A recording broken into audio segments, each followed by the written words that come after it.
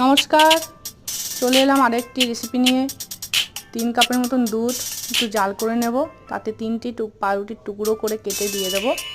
এবার 3 কাপের মতন চিনি দিয়ে দেবো, ভালো করে বয়েল করে নেব।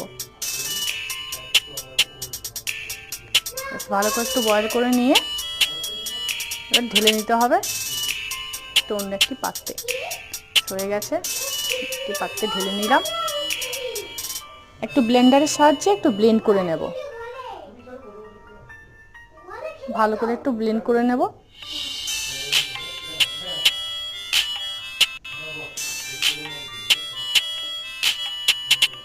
বেশ হয়ে গেছে, আমার ব্লেন্ড করা হয়ে গেছে।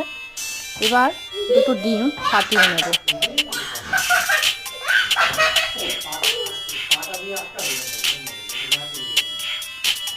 আরও একবার ডিম দেওয়ার পর 1 চামচের মতো ভ্যানিলা এসেন্স নেব, আর একবার ব্লেন্ড করে নেব। এখানে একটু খেয়াল রাখতে হবে ভ্যানিলা এসেন্সটা যেন পরিমাণটা যেন এইরকমই যেন থাকে। একটু বেশি দিয়ে দিলে কিন্তু স্মেল উঠবে।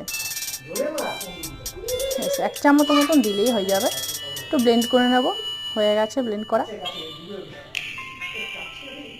দেখো খুব ভালোভাবে হয়ে গেছে। এবার একটু ছেঁকনিতে একটু ছেঁকে দেখে নেব। হ্যাঁ, খুব ভালো পরিষ্কার হয়ে বেরিয়ে এসছে। এই মিশ্রণটিতে এবার একটি গরম জলে স্ট্যান্ড বসিয়ে মিশ্রণটি রেখে দেবো ঢাকা দিয়ে। এই যে ছিদ্র আছে, ছিদ্রটা একটু বন্ধ করে দিতে হবে।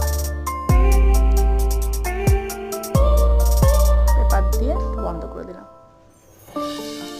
এবার 40 মিনিট ধরে মিডিয়াম টু লো হিটে রেখে করে নেব, কুক করে নেব।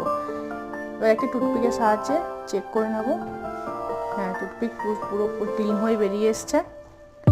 করে নেওয়ার পর তাতে থেকে ফ্রিজে ঘন্টাখানেক রেখে ঠান্ডা করে নেব।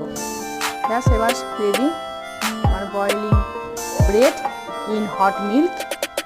এটি খেতে খুব ভালো লাগে, আপনারা একবার অবশ্যই ট্রাই করবেন।